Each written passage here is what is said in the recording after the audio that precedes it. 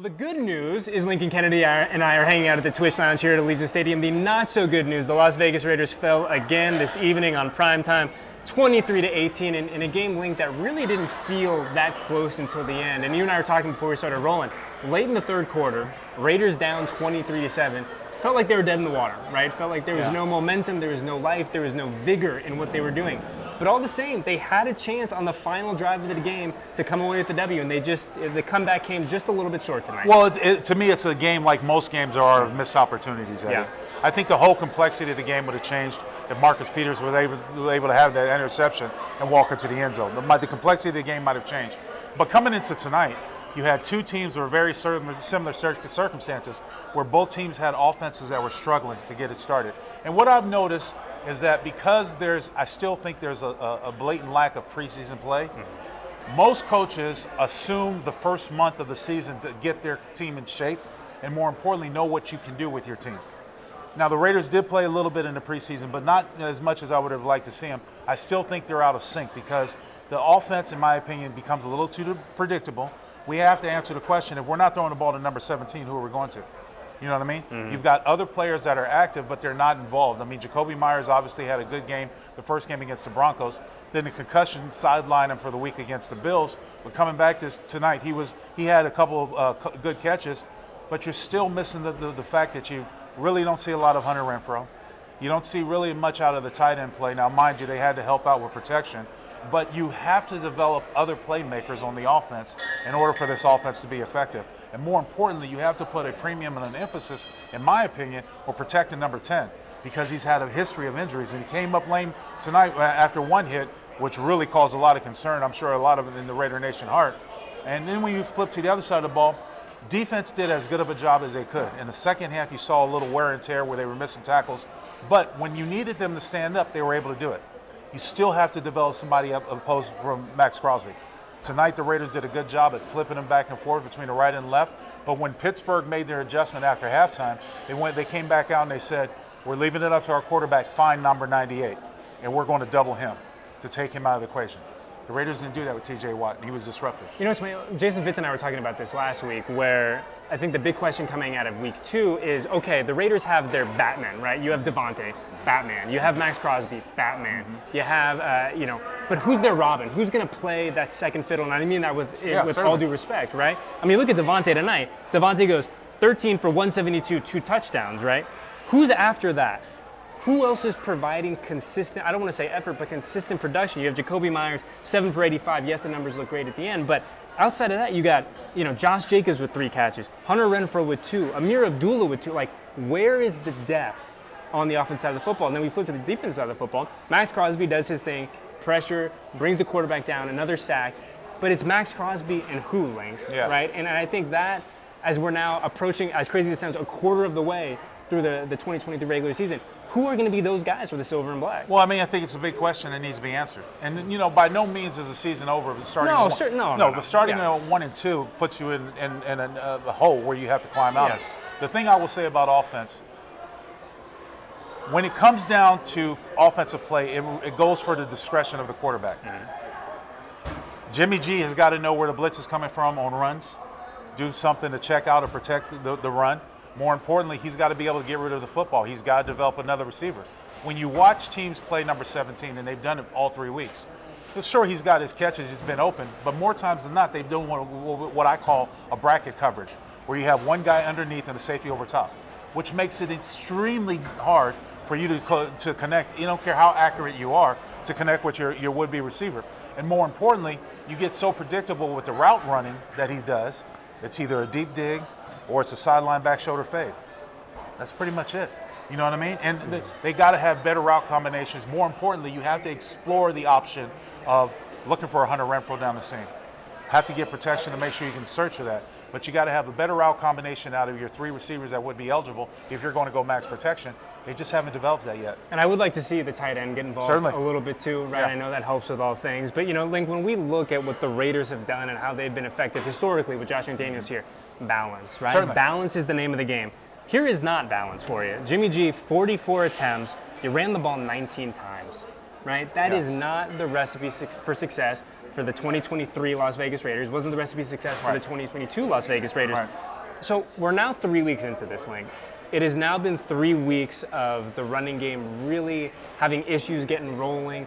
When you look at it now, 3 games in, you got the best seat in the house up there in the booth with Jason. What has been the struggle with Josh Jacobs, the big fellas up front, either finding cohesion, either doing it consistently? Like, how do we kind of assess the state of the run game as we sit here on the evening of September 24th? Well, what I would say is you need better communication on the offensive line first and foremost. Everyone has got to know who to block and where they are, okay? More importantly, if you're Jimmy Garoppolo, you have a workload over the last 3 weeks where you've seen every team that you face want to take out number 8 of the equation. Why? Because he's a returning NFL champion, rushing champion.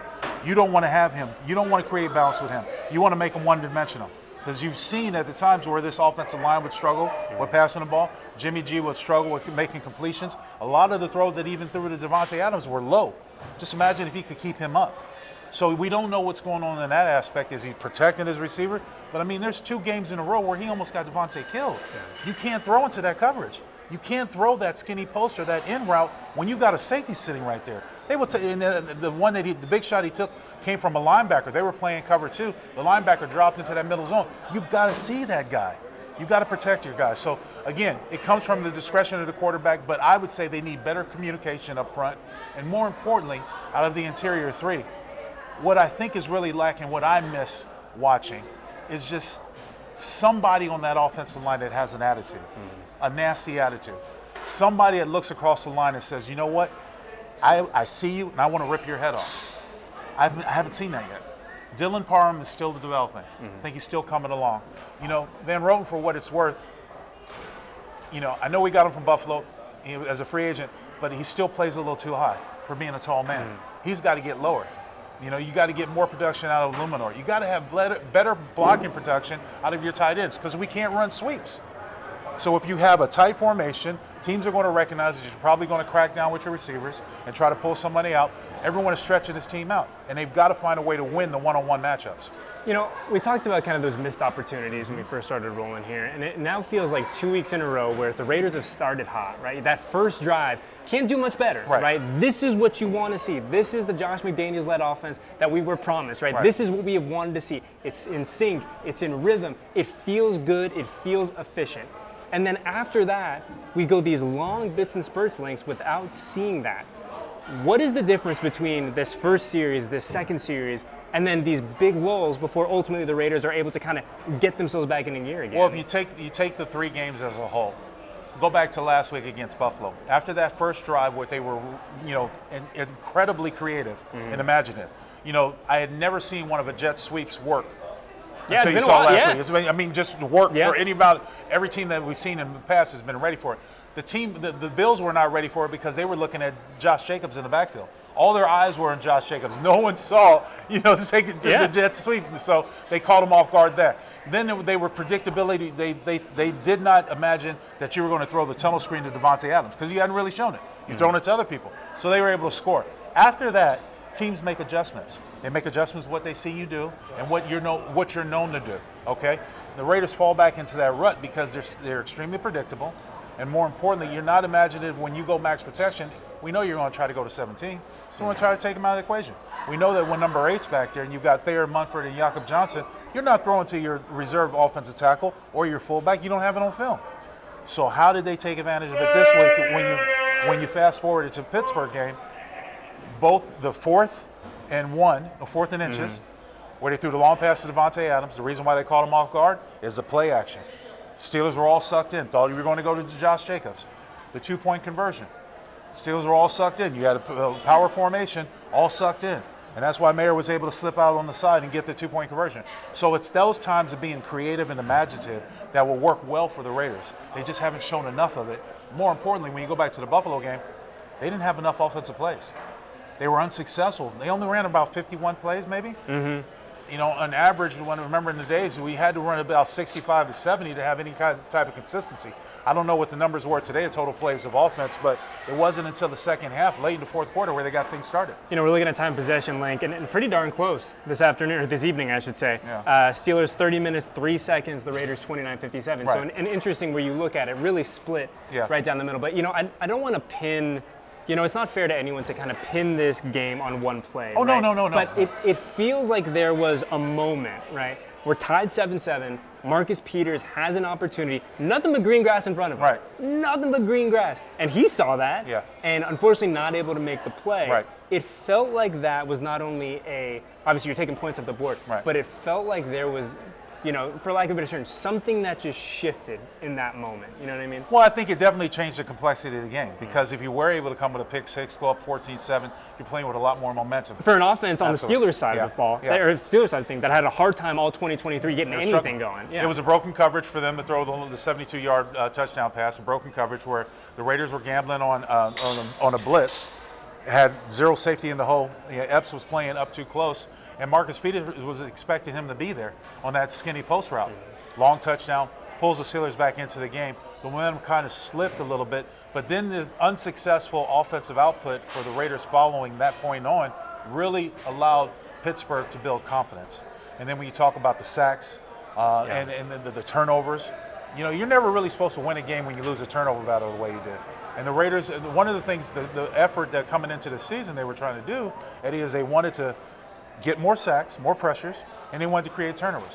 Have yet to really do that on a consistent basis. Yeah, no takeaways through 3 weeks now for Patrick Graham's defense. But you bring up a good point, right, where it felt like Jimmy, you know, very similar to last week, just under duress for a lot of this game, right? You know, and we went back and we watched the game, the week 2 game against Buffalo. There were so many moments, you know, like a half dozen, where by the time Jimmy turns to kind of assess the defense, he's got 2 guys up in his grill. Exactly right. Now, I wouldn't say it was to that level today, Right. but there were certainly those moments where Josh Jacobs gets the ball, there's 2 guys in his face 3 yards behind the line of scrimmage. Like, how do you, I guess now, I don't want to say remedy, but kind of scheme around some of these issues that we've seen along the offensive front? You can't scheme around. It comes from effort. You got to block the box, and you got to control the line of scrimmage. I've never been on a successful running team where you allowed that much penetration, that much color in the backfield. You've got to control the line of scrimmage. It starts with communication. You got to know who you want to block or who you want to block, and more importantly, you got to have the effort to block them to control the line of scrimmage. And that's something that has struggled for the interior 3. You know, the sack that Andre James got beat on, it was a snap hand, and he was trying to pull up, and then Dylan Parham was nowhere to be seen. The guard's supposed to help him with that nose tackle. And that's one of the reasons why the nose tackle was able to come up the rush. As soon as Jimmy got the ball, he was sacked. You know, you can't have that. You got to control the line of scrimmage. So, you know, when you talk about how do you remedy it, again, it starts with communication, and then the second part is effort. You got to have consistent effort, and you just don't have that out of the offensive line, in my opinion, right now. You know, the Rays sitting at 1-2, Link, headed on the road in just a week to go take on the Los Angeles Chargers. The Chargers team that finally won a game today. Right. Going to be a spirited environment down in SoFi. Always a lot of is. members of the Raider Nation down there, but if I were to give you the magic wand, Link, of, you know, I don't want to say how do the Raiders win a game next Sunday. What do they need to do, though, to be a little more competitive, a little more consistent on either side of the ball going into week 4? On offense, control the line of scrimmage. On defense, they got to get turnovers. They got to shorten the field for this offense. We've got a potent kicking game, so we know what you can do with your kicking game, but you've got to shorten the field with turnovers. You've got to get pressures on the quarterback. You can't let a quality quarterback like Herbert sit back there and just survey the field. Even without Austin Eckler, they still have a potent offense. And this series between the Chargers and the Raiders has always been a coin flip. You never know who's going to come out. And a lot of times the Raiders have, and a lot of times they the Chargers. split, exactly, right? Yeah, exactly. And we kind of go into the season kind of thinking that when you talk about the Chargers and the Raiders, what they haven't been able to get over is the Kansas City Chiefs. But that's going to be said about a lot of people, a lot of teams. You have to take it for granted what you have. If the Raiders are able to come out of this first month of football being 2-2, I think that's a win. Okay, because we're not expecting this team to be gangbusters. Anybody out there, I love you, Raider Nation, but I'm just being honest. They're not there yet. And if they can come out 2-2, then the next 3 games are very winnable. You talk about the Packers, you talk about the Bears, you have the Patriots, very winnable games that I think this team is capable of beating. You know, there's going to be some games where you get a question mark. I don't know about Monday night against Detroit. Detroit's playing some good football. You see what I'm saying? So you got to take the wins when you can get them. Tonight was a winnable game for the Raiders. They let one get away to the Steelers. Yeah, I think unfortunately you're right, Link. You hit the nail on the head where everything coming into this game, you felt, I don't want to say it was headed the Raiders' way, Right. but you felt good about the week of Absolutely. preparation. When you look at their felt- offense, what's not to feel yeah, good you about? feel good about, you look at the numbers, Yep. you dive in and you say, okay, this is a winnable game Yep. at home, prime time, something that the fan base has wanted to have in this building for a really long time. Raiders sitting at 1-2, a tough loss at the hands of the Pittsburgh Steelers, but the beauty of the NFL link, we're going to do this all again on Sunday. We're going to lick our wounds, a tough Monday, Yeah. kind of reset on Tuesday, and then we're going to wake up Wednesday. We're going to be ready to rock. Make sure everyone listens to your morning Absolutely. grind coming Yep. up on Tuesday, right? It'll be a lot of fun to kind of hear you break down this game in a different capacity. Certainly. But we appreciate you hanging out, man. It was good to see you. Any problem. Always No a problem, pleasure. brother. Appreciate As I said, Raiders fall 23-18 to the Pittsburgh Steelers, fall to 1-2. But we will be back on Sunday, and we will be back in the fifth quarter, presented by Twitch.